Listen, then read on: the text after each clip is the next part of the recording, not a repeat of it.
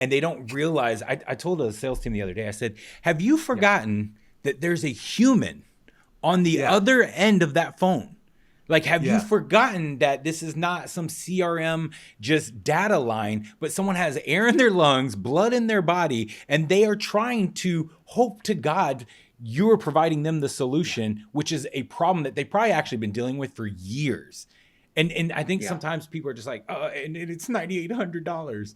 And it's like, what are you doing? Yeah, like you have to humanize the sales Yeah. process. When you Hmm. humanize the sales process, you're going to see that your prospects go below the surface with you and they're human back.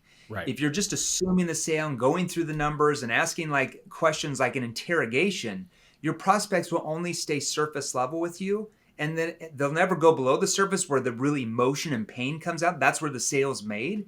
Hmm. And at the end, they're just going to say, well, I need to keep looking around, or I need to Yeah. think it over, or now's not the right time. And they're going to have some objection that you're not going to be able to overcome because you were just asking logical based questions that never opened up the prospect. You have to be really careful with that. So, second mode, I'll go through this real quick Yeah, because I I know we love got it. a I lot love to it. do here. Second mode of communication, era two.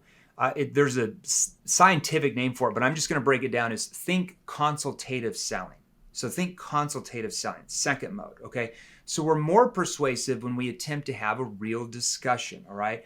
Consultative selling really came out in the 80s. There was several books, but one book might stand out called Spin Selling. Yeah. It was written by a professor that never actually sold himself, but very smart guy, Neil Rackham, okay? Mhm.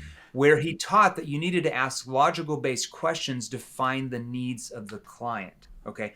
Which is good. It was revolutionary in the 80s compared to boiler room selling, all right? Right, right. But what is the potential downfall when you only ask logical based questions? Well, your prospect's going to give you logical based answers in return, Right. right? We call those surface level questions, surface level answers. And do human beings make decisions based on logic or emotion?